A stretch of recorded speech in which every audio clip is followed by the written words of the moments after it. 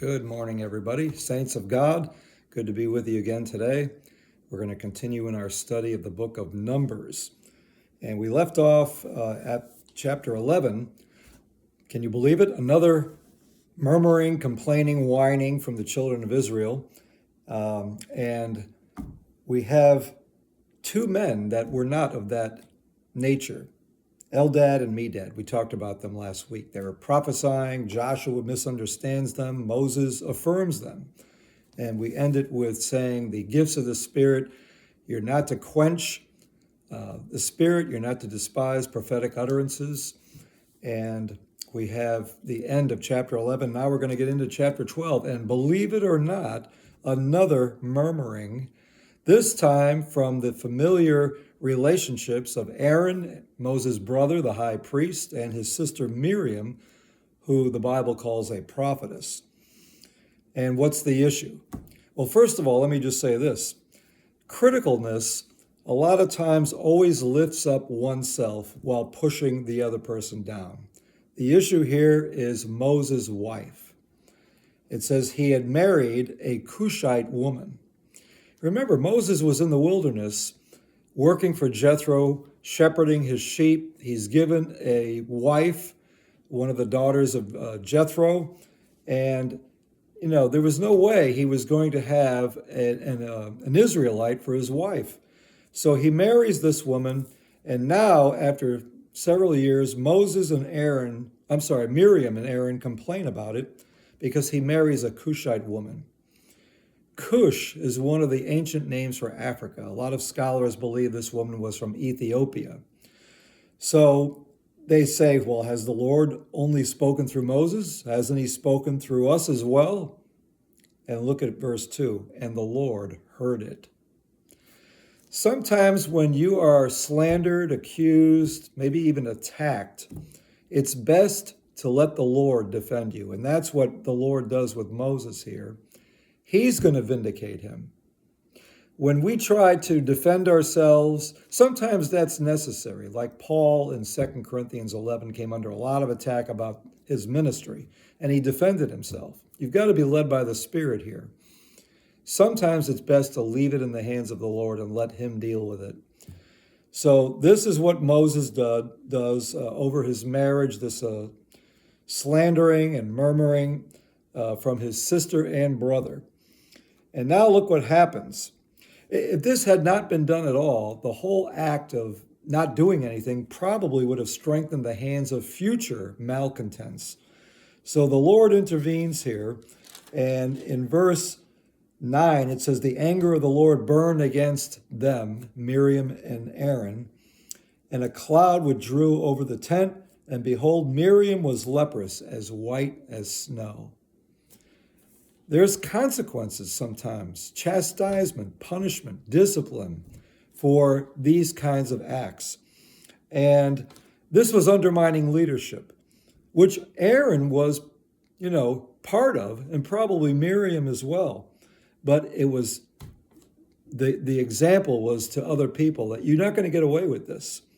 So look, Moses leaves the judgment of God. Now, some people say, well, why wasn't Aaron disciplined as well? I believe it was because of his role as the high priest and the responsibilities he had with the tabernacle.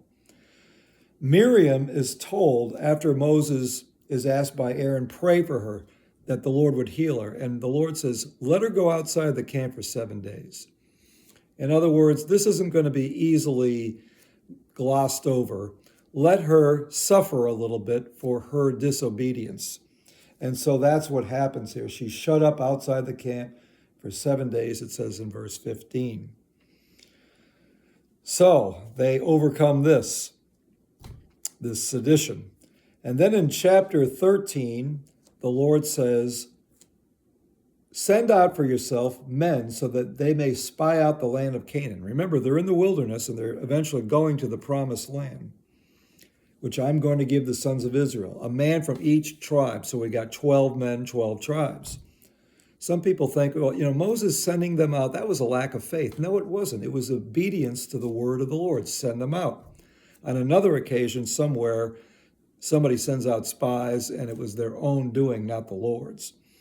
So we have this whole going forth, and it was, most scholars believe it was late July, early August, because the fruit was ripe, vegetation was good, and the people see this and they like that.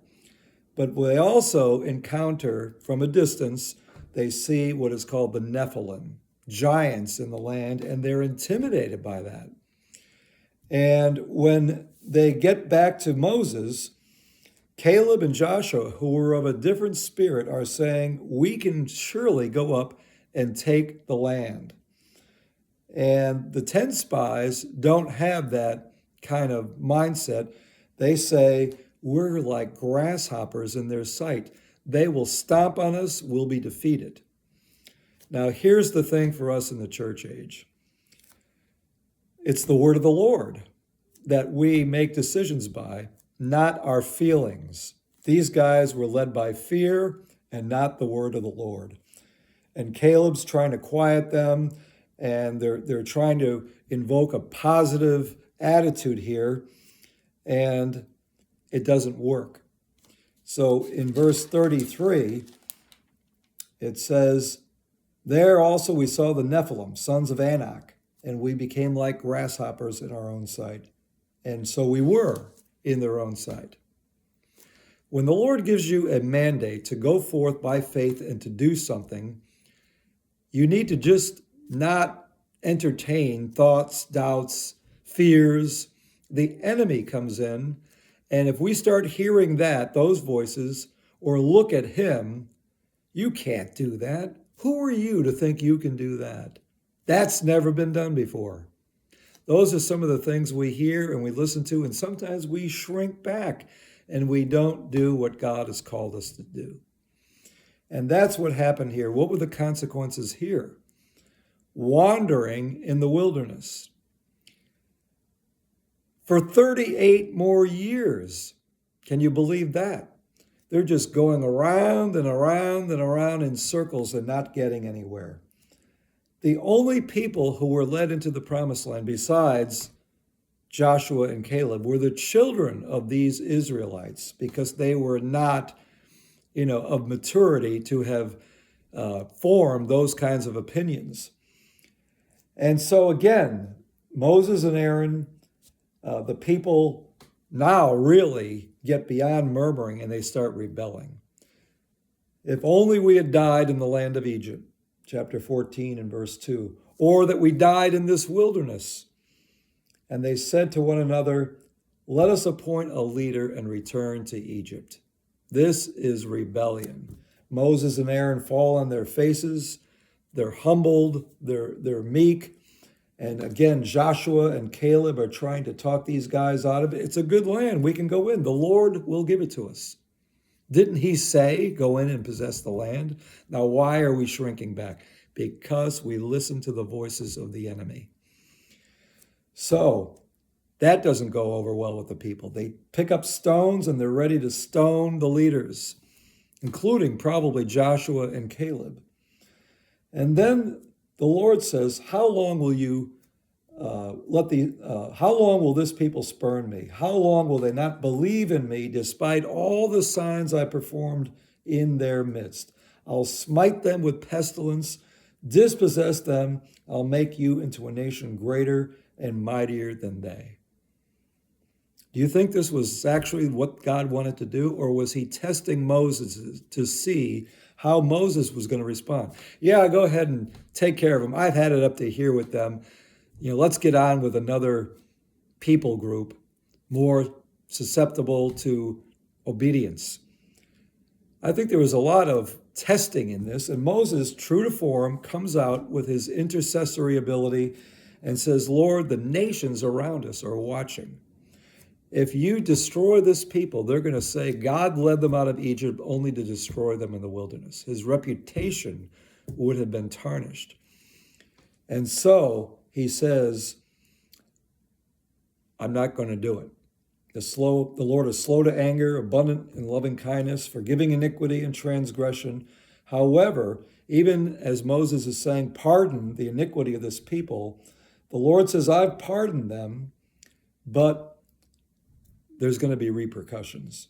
Again, Caleb, because he had a different spirit, and Joshua are spared, but a lot of these people, including the 10 spies, it says in verse 36 actually, they returned, congregation grumbled, the bad report. It says in 37, even those men who brought out the very bad report of the land died by a plague before the Lord.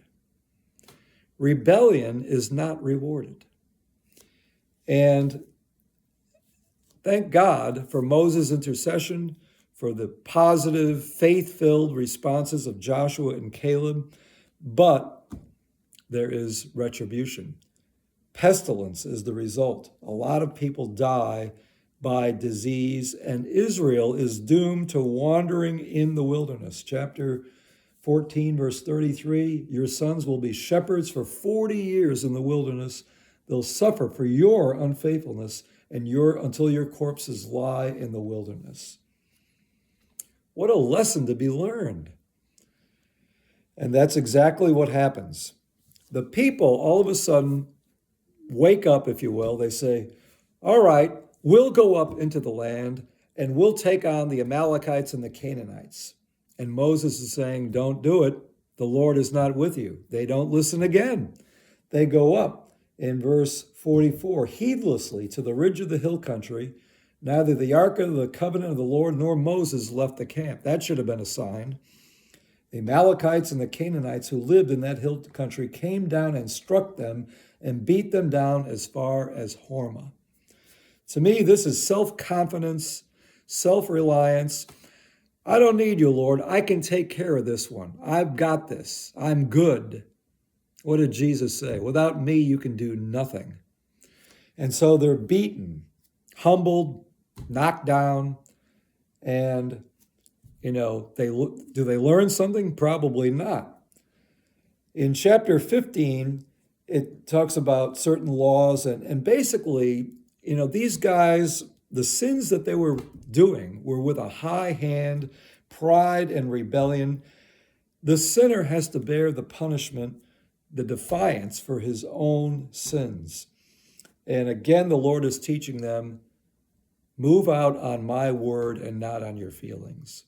Maybe they were embarrassed, shamed, whatever. We'll go up, we'll take care of it.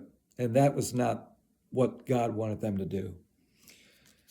Believe it or not, another rebellion comes about in chapter 16. Now we've got Korah, son of Izhar. He's a descendant of Levi. So he was from the descendants of Levi with Dathan and Abiram, who were descendants of Reuben. Remember what happened to Reuben? He lost the birthright in Genesis because he slept with one of Jacob's concubines. So these guys all of a sudden come up and they think, we're more qualified than Moses and Aaron to lead the assembly into the promised land. And they start a rebellion as well. Maybe they sought to improve on Moses and Aaron's leadership, or impose rather, majority rule. They had 250 people, it says in verse 2, chapter 16, that were with them. The majority isn't always right. Have you found that out to be true? You got a lot of people thinking, let's do this. It's the word of the Lord, not how many are siding with you. So Korah maybe was thinking, I should be the high priest. And these others as well were looking for a status also. What happens? In chapter 16, Moses says, whoever's for me, stand by me over here. All the Levites come to him. Whoever is for Korah and the people with them, come over here. And it says, as he finished speaking these words, the ground that was under them split open, verse 31. The earth opened its mouth and swallowed them up and their households and all the men who belonged to Korah with their possessions. So they and all that belonged to them went down alive to Sheol, and the earth closed over them, and they perished from the midst of the assembly. Interestingly, Korah and these guys are trying to exalt themselves, lift themselves up. What happens? They are lowered. They descend into the uttermost parts of the earth. Isn't that ironic? And you would think, another lesson learned. No. The next day, all the congregation are grumbling against Moses and Aaron, saying, "You are the ones who have caused the death of the Lord's people." Can you believe that? After seeing that, it had no impression on them. Do you think, Moses and Aaron could say, "I want the ground to be opened up"? They had no power to do that. It was the Lord that did that, and yet the people are hardened and unbelieving, rebellious. And so, again, retribution is going to come. In verse 49, 14,700 people died because of the account of Korah. The plague. Amazing, these things that happen. Now, the Korahites have a better ending. Later on in the days of David, they became sacred musicians like Heman, who wrote Psalms 42 to 49, but that was hundreds of years later. So that's the story there of these guys. That reminds me very much in the church age of church splits. You've got some people, maybe elders, maybe home group leaders, maybe common lay people, and they have, they see discrepancies, they see inconsistencies, and they get people around them. Do you see what's happening in the church? No, what's happening? And they start giving a bad report like the spies. And before long, they've got a sedition going on, and they come against the leadership. Happens all the time in the church. I wish I'd have the time to share a few thoughts on the remedy for these things, but maybe that's for another lesson. Pestilence wipes out 14,000 plus. So what does the Lord do? In chapter 17, he confirms the authority given to Aaron as the high priest. Aaron's rod, remember that? He had that in the book of Exodus, and Moses had a rod as well.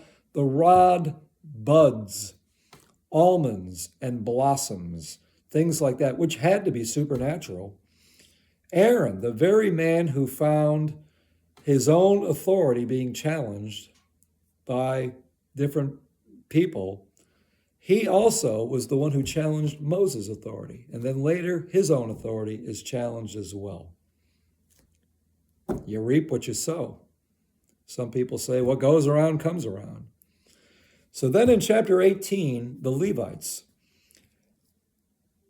there is a principle of tithing that's given to the Levites. This wasn't money.